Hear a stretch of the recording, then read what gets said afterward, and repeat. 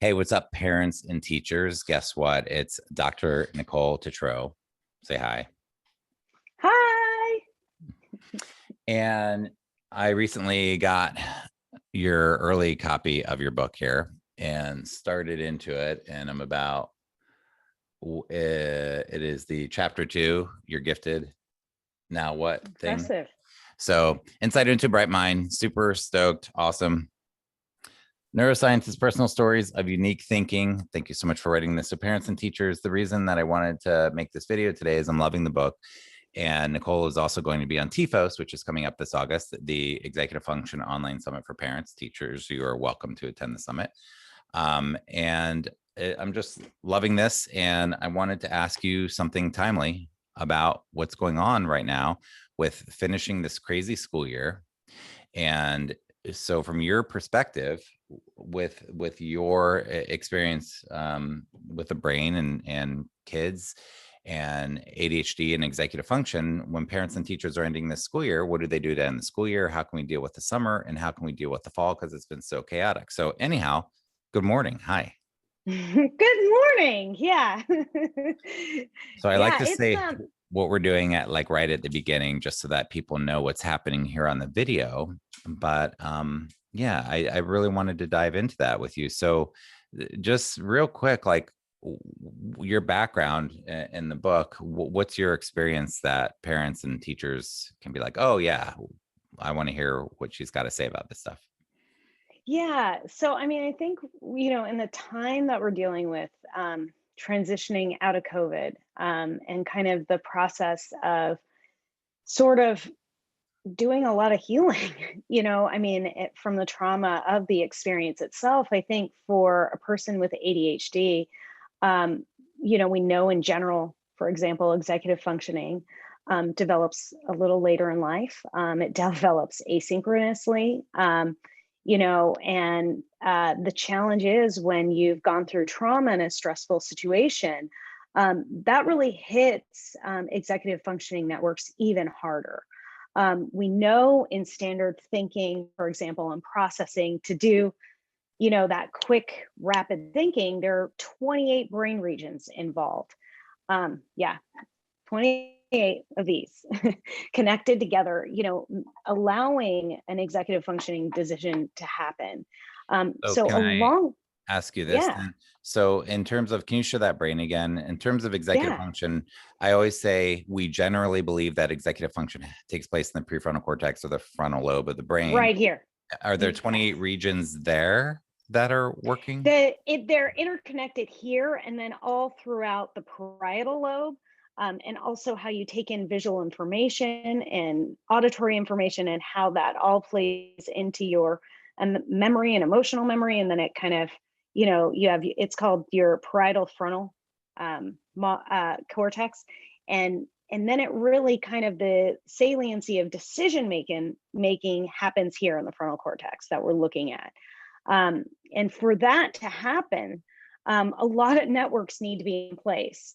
And so we do know that, for example, in individuals with ADHD, that the frontal cortex really takes a little bit longer to develops later in life, asynchronously. And then we know that the motor areas in the brain develop much more rapidly. And so, that's why they can have, enhanced motor capabilities and things like that, that can, be asynchronous if this frontal cortex doesn't know how to manage it yet.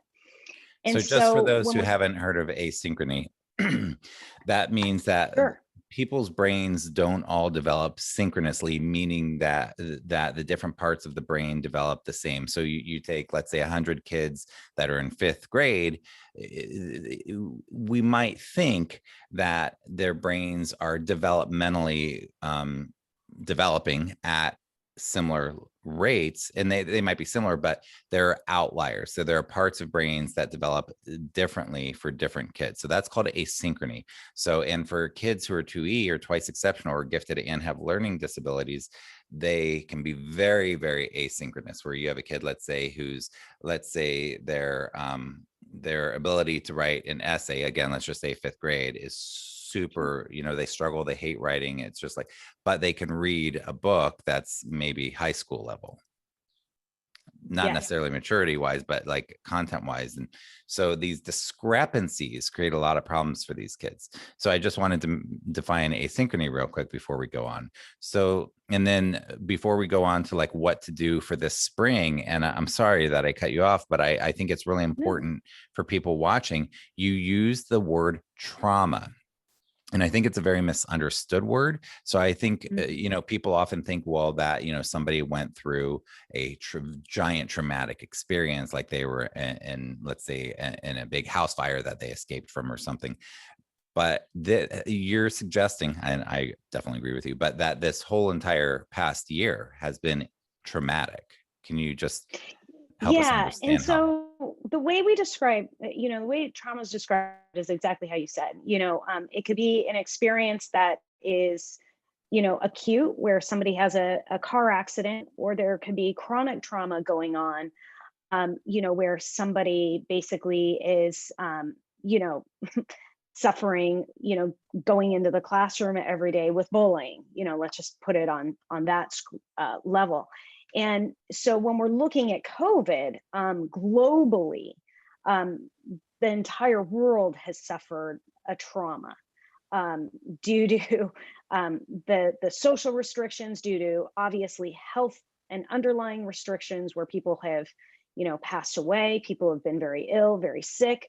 There's been a lot of flux in jobs, tons of social, justice situations that are in our growth, that are happening right now, and awakening. And then on top of it, you have kids where their entire systems, for school, have been torn away from them. And I mean, just doing, we're not even, and then when you get into Zoom burnout, we're not even talking about trauma anymore. We're just talking about total cognitive overload of being on camera all day, which is an unnatural way to interact.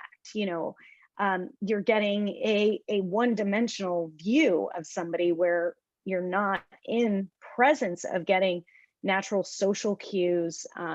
You're looking at yourself at times, and you never would be. You'd be just talking to people and reflecting their experience back. So I think even it's kind of messing with our mirror neuron system, where we're not in the mirror neurons.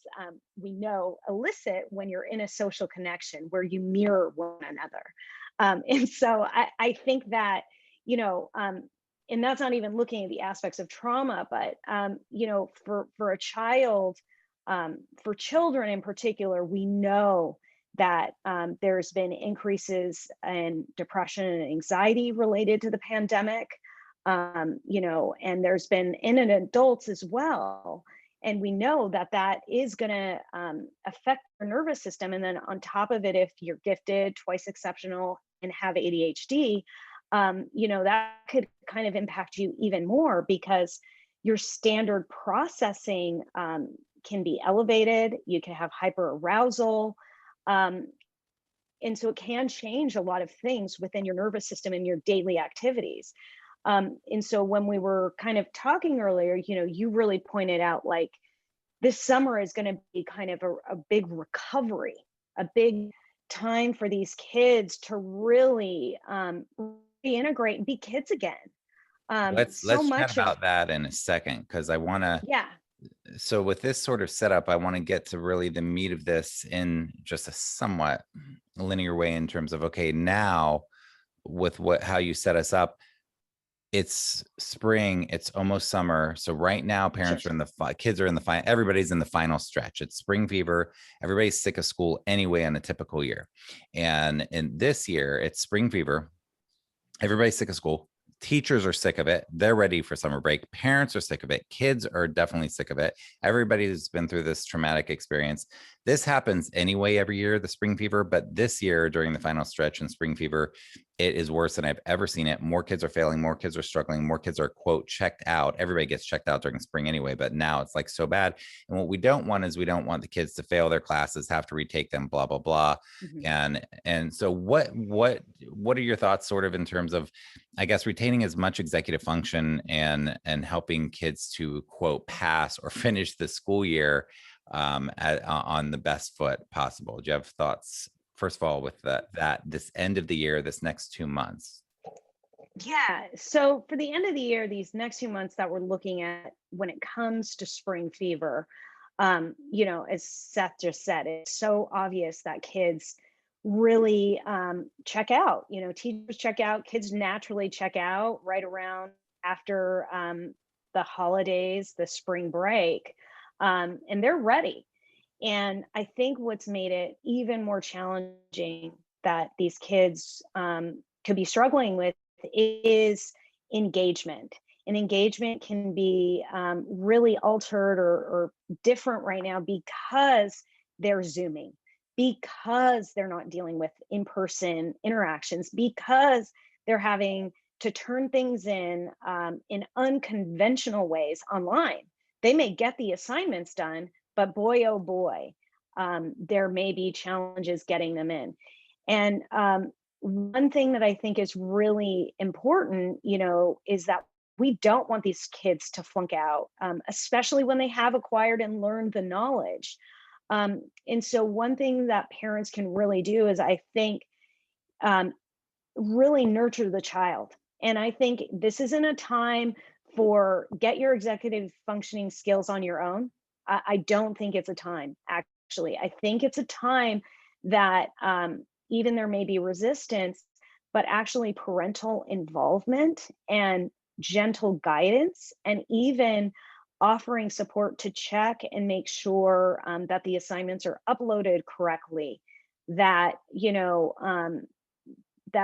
having to put the extra push in a Spanish class and maybe, do the note cards and kind of encourage and sit with them. You know, um, and at the same time, I do think it's really important to allow a child to recover in this exact moment, to not override and put that crazy amount of pressure that everything in the world rides on their academic success and their grade. Because as we all know, kids come into very unconventional paths.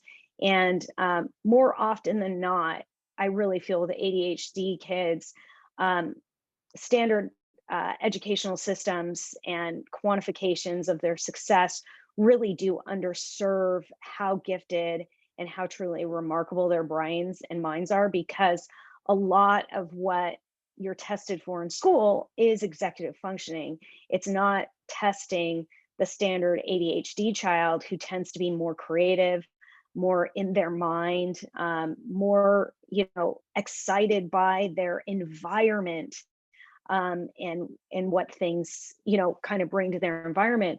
And so, for a parent, I think it's really, and for teachers, is to really allow the child the space to build the strength of even their imagination network, which tends to be in quite opposition with executive functioning.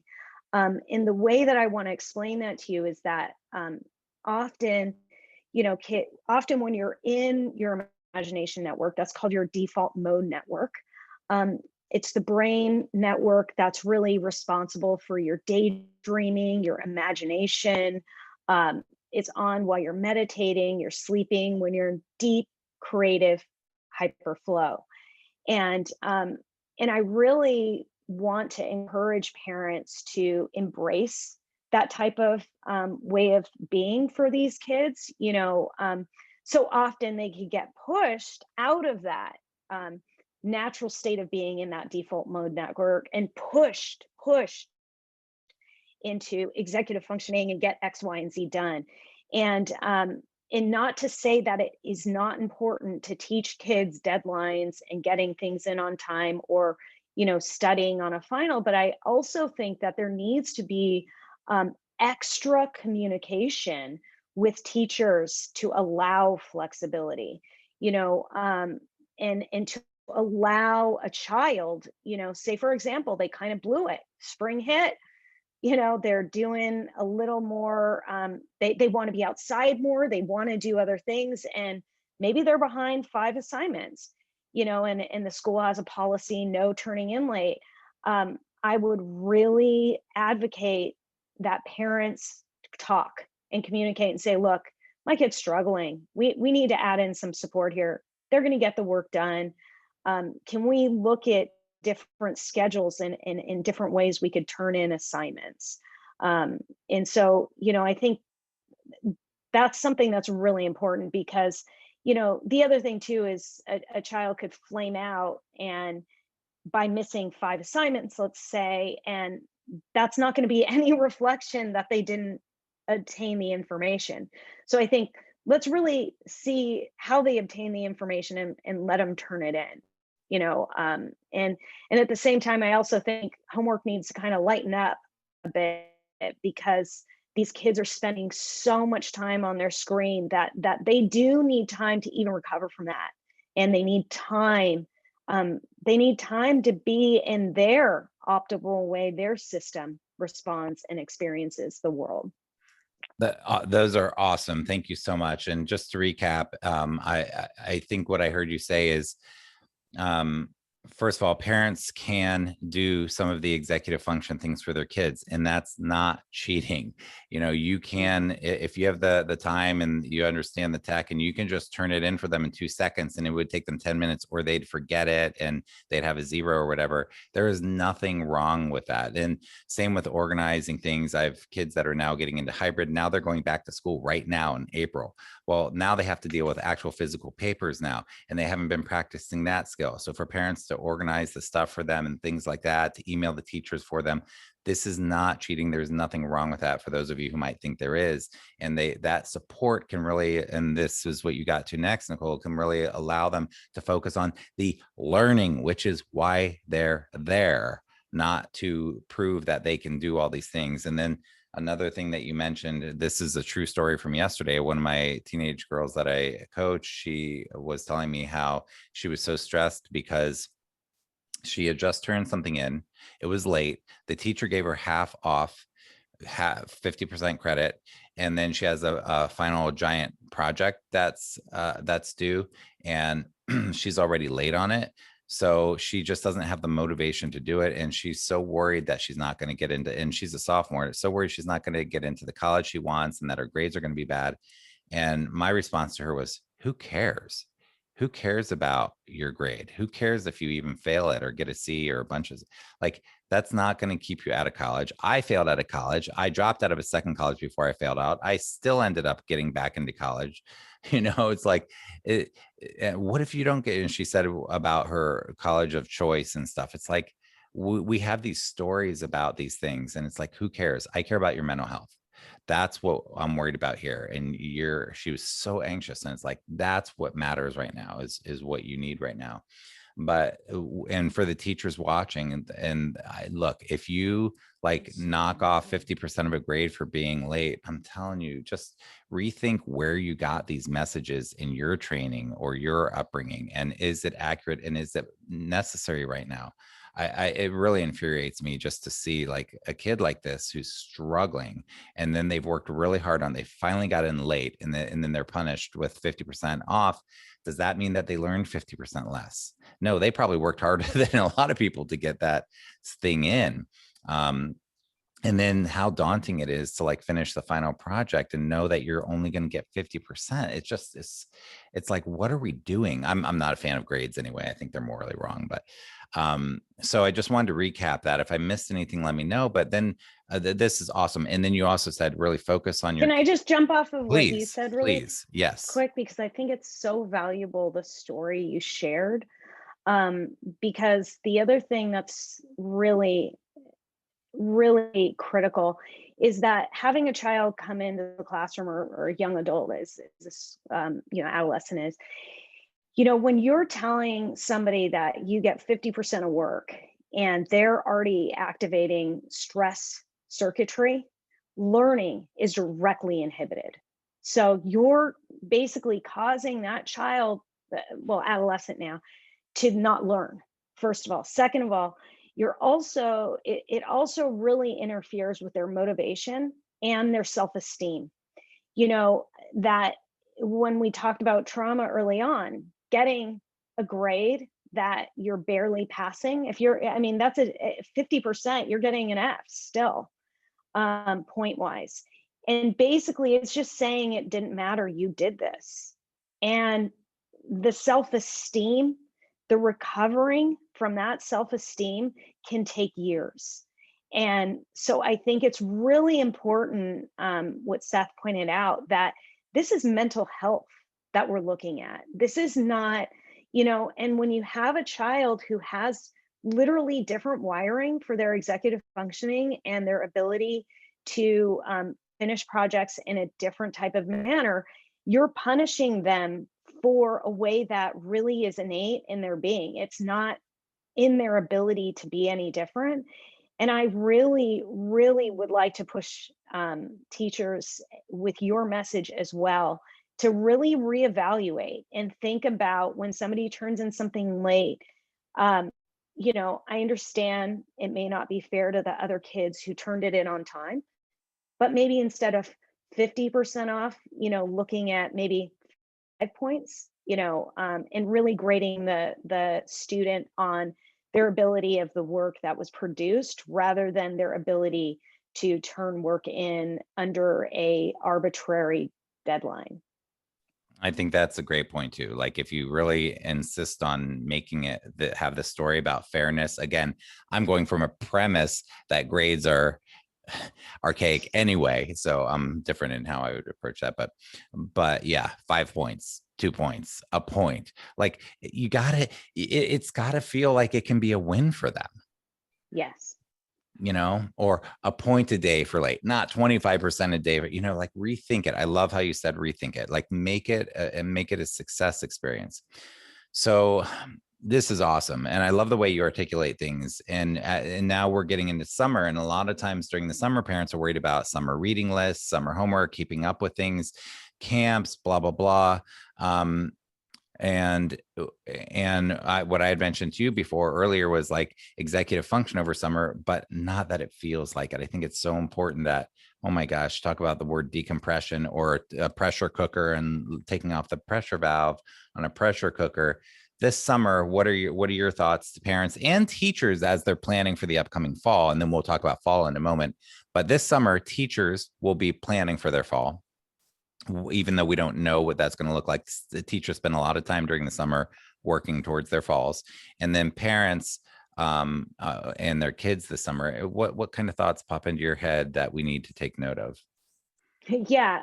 Well, one, I mean, a lot of thoughts pop in my head. But to break them down, you know, first and foremost, I mean, I think for teachers and for students is find your resources, find the things that you love doing and do them a lot. That's going to really kind of rebalance and recenter your nervous system that has been so hurled into shock over this past year. And I think, you know, when I say with teachers, a lot of the people we talk about self-care and things like that, and really offering yourself the space to not be a teacher, offer yourself the space to think about caring for what your day-to-day needs are, and how can you kind of create and help your mental, physical, and emotional and intellectual health. What are things that stimulate you, and where do you see yourself wanting to grow as a human being and grow as an educator, to really help the next expanding the minds of the next generation, and really giving yourself a gift of a pause, to really, put down the textbooks, put down the teaching hat, and give yourself the gift to be in your surroundings and, do what you love. If it's hiking, taking, long walks, um, reading different types of books, whatever it is, playing the guitar. I see you have all those beautiful guitars behind you. Whatever it is, we're getting to kind of gather again and go to concerts. So really things that kind of uplift you. And then for families, it's going to be really a different summer than last summer, because we are kind of, it's like, I feel like we're like breaking out of our chrysalis, and moving into this butterfly state where we've been cocooning. And you had And mentioned the word transitions way earlier before the interview. yeah, So this might be a good time also. I think that's what you're talking about, but I just wanted to bring that back. yeah. And like, exactly, like where we're in a state of transition, we still, half of the population, maybe a little less. I don't know the stats right now in this moment, but we're getting vaccinated. We're able to go back out again and gather as a society.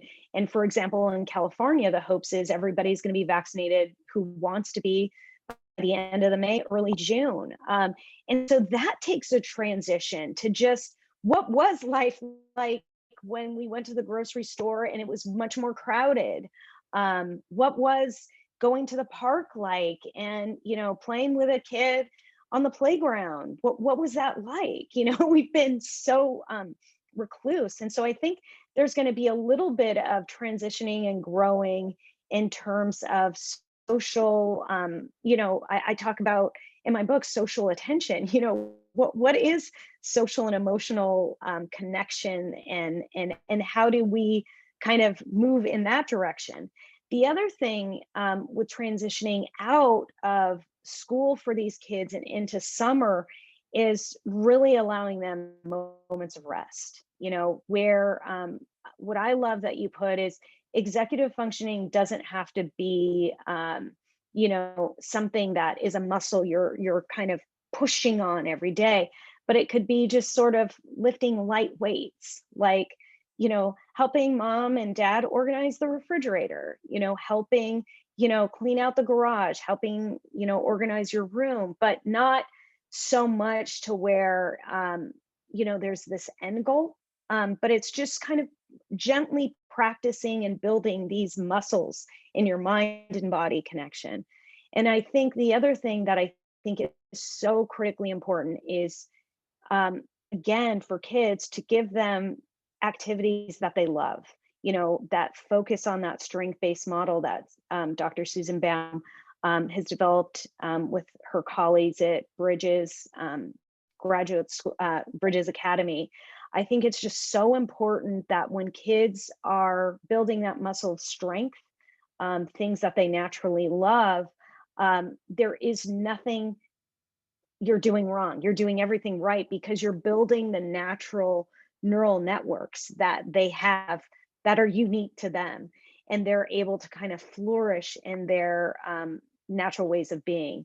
And I think the other thing is to also, get them in those activities that they love with kids that like the same types of things. Naturally, those social connections will kind of flow based on the enrichment and the engagement of the activity they're doing. And then, finally, to give them a break, not unlimited, give them a lot of time to explore those imaginations, give them a lot of time to process things in the way that they would. And I know, you mentioned these summer reading lists and getting through the summer reading list. And, if you have a kid who doesn't like to sit there for hours, try audiobooks, try something different, give them ways to learn that information where it doesn't feel like a challenge, but it feels enjoy and engaging. Thank you. And I definitely want to mention too, what you mentioned earlier about advocacy. If you have a kiddo and you're like, we really don't want to be doing this summer reading list this summer, or this homework, or this, like, feel free to email the school and whatever, and speak your truth. Like, if you're like, my kid needs to not even think about this for weeks, And for parents that are highly driven by task lists and checking things off, and your kid struggles with executive function, their brain isn't yours, and they really do need like healing decompression time.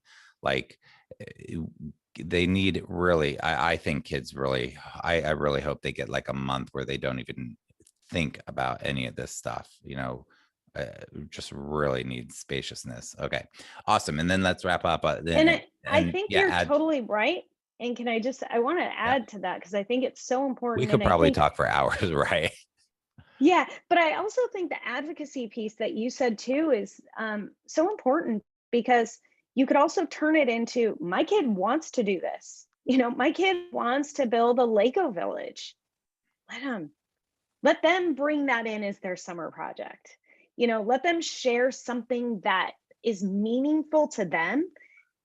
That'll change. And I think, yeah, I know, maybe the summer reading, we throw that out this summer and kids come back and say, this is what I did with my free time. And you learn about all their natural strengths and things and then that will better inform the teacher how to teach them in the fall. That's What's you?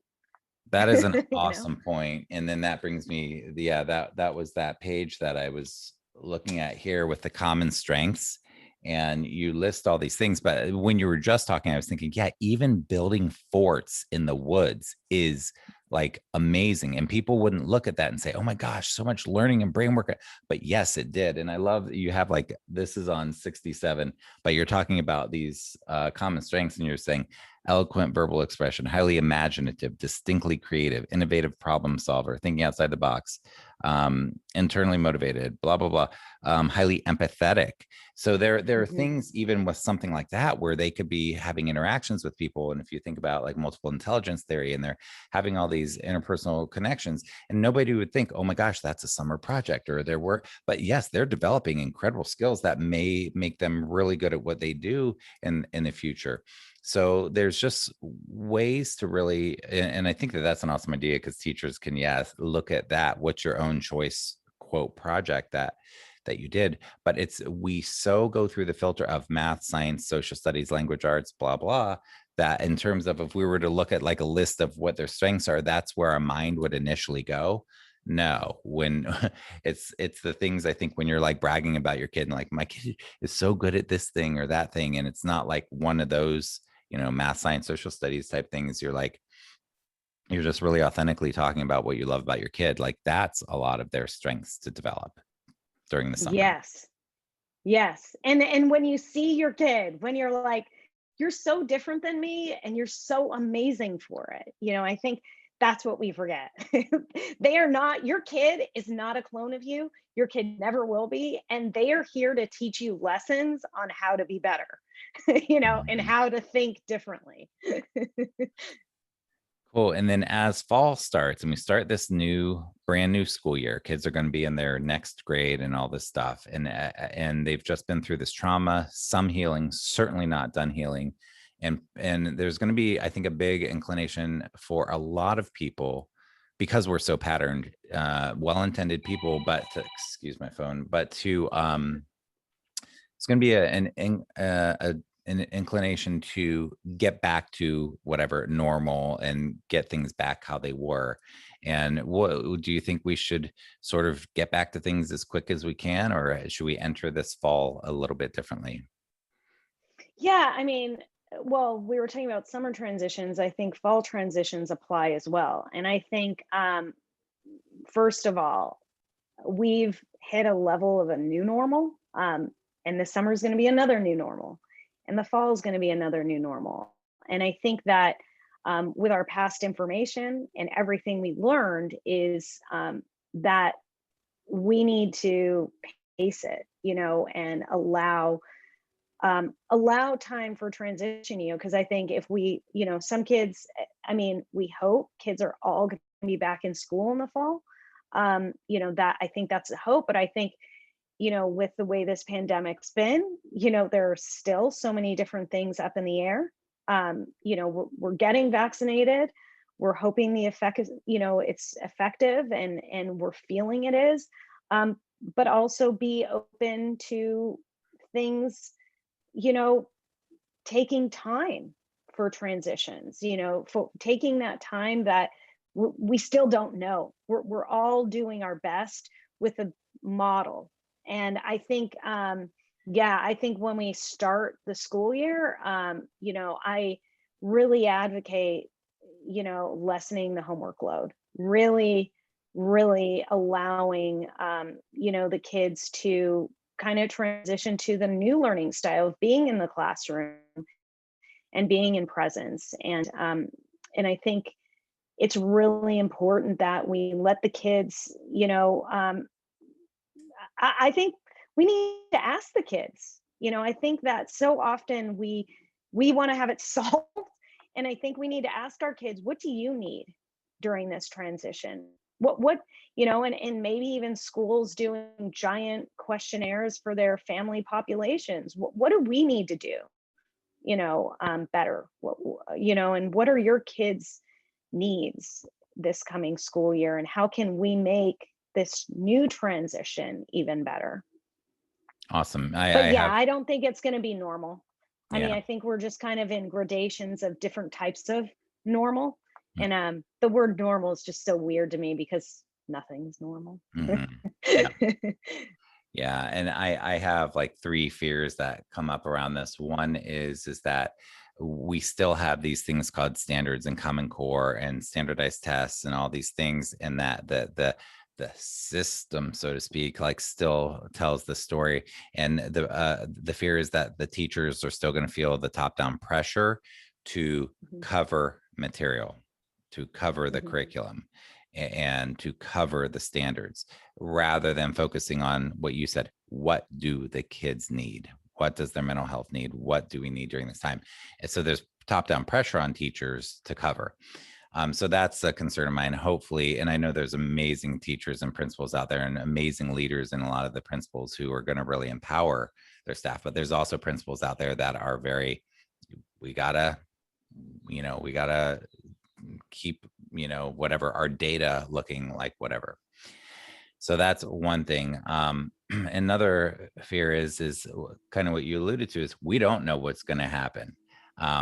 There could be bizarre variants. There could be God forbid, a new pandemic, blah, blah. But we just don't know. And one thing I do know is I think we will be thrown curveballs, because I would be shocked if we weren't thrown a curveball as a world or as a country this fall.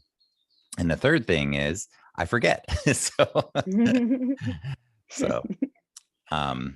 Yeah. So anyhow, I just point those out to people because just to keep, if those are concerns of yours, just keep it in the back of your mind so that we're not, shocked if things change this fall. And so that if we do feel all of this pressure that our kids have to now cover their own work, and it feels like it's trying to get back to normal and it's not working, advocate, advocate, advocate, advocate. Speak up. You're not the only one. Yeah. Beautifully said. So cool. All right. Any final thoughts? Oh, I did want to ask, do you have a favorite part personally? Favorite part? That you like enjoyed writing the most, or it just was just so close to your heart in there? There's pieces of different chapters that I really like. I loved the interview I did with Ken in the ADHD chapter. He didn't find out until later in life he was an adult with ADHD. I really enjoy the interviews with the O'Kelly family talking about autism spectrum. And I really hope that we start looking at neurodiversity with a more inclusive lens. And I enjoyed some of the stuff about mirror neurons and emotional intelligence. And chapter 9 was fun, trying to pull out the positives. So yeah, it was fun. And when I was talking to the student that I mentioned earlier, I was talking to her about the bell curve and how the bell is being smashed and more people are outliers. And I think that that's really important in looking at, how we are trying to push all these kids through school systems that are pretty outdated in a lot of ways, with amazing teachers and well-intended people, but nonetheless, Mm. the bones of the system are outdated and need a 2.0 or a 3.0, and it's not happening. And so, but the outliers are becoming more the neurodiverse people. I don't know if there are more of them or if they're just more evident now, but either way, um, uh, about what percentage of, and this is a data question, but I think it's relevant because there are so many outliers and we still are teaching to this. So I just think it's notable to say what percentage of kids do you think really are neurodiverse? Yeah, so that's a really great question. And one thing I love, when we talk about the bell curve, I also like to point out, like, we're looking at a standard bell curve and we're looking at the ends here. But what's really important when you have gifted and 2E kids, they're kind of all over that bell curve. Or there are you many know, it's bells, or there's so, yeah. and that's, and so and I think the thing is that a couple of things are coming to light, that intelligence is much more expansive than what we put into the model that really centers highly on executive functioning. And so when we look at that, about, I would say, at least 20% of the population falls into that, which includes giftedness, ADHD, um, autism spectrum, dyslexia, dysgraphia, and along all those lines. That is not including emotional and mental challenges, such as anxiety and depression, which I do think fit into the realm of neurodiversity as well. And so, when I did the estimate in my book, putting it all together, it was more like 40%, but I do think there's overlaps. And by a conservative measure, a lot of experts say about 20%. So when you're thinking about that, that's about 1 in 5 kids in the classroom. But I think it could be a little bit more than that, because it's just, it's, it's really the way an individual perceives and receives and responds to the world. And so they're just there. It's definitely, we got a army of people that are living it with really different brain wiring that provides for different behaviors and responses to the world. Awesome. Thanks so much. And I think the relevance in that question and this stuff is that, yeah, they are different. They have different needs. It's not cookie cutter. And I'm just so, and I think this is why you and I do what we do. So sick and tired of seeing people suffer when they're trying to like conform to these paradigms rather than those things conforming more to their needs. So, And also, I think the other thing is they get missed. Their natural, true gifts of what they offer the world get missed. And I yes. think that that in itself does such a disservice, where you can, a lot of these kids suffer from low self-evaluation, feeling low self efficacy. And so, the more that we can see their strengths and build their strengths and bring in supports where they need help, um, the better the world is, because they feel good about themselves and they help us with things that we haven't thought of. That they think about things in such a different way and communicate. And I think it's so important to see these perspectives, because it helps all of the world. Yep. Then they can really shine their light rather than spend years trying to figure out who they are and unlearn things. And well, cool. Well, thank you so much, Nicole. I really appreciate you. Any final Thank words before we you. go, or? Final words is so much gratitude for you and Thanks. to be here with you today. it's been awesome, and I'm really proud of all the work you're doing to help these people. It's so incredible the work you do in the lives that you're making such a difference. Well, thank you. And likewise, thank you. Thank you. All right, everybody, have a good day. Oh, I don't even know if I introduced myself. I'm Seth, SethPerler.com. You can get freebies and stuff on the blog. And if you like this, hey, put your thoughts in the comments. What do you think? Give it a thumbs up because of the algorithm and all that stuff I'm a bit cynical about. But seriously, have a great day. Go connect with your child. Take care.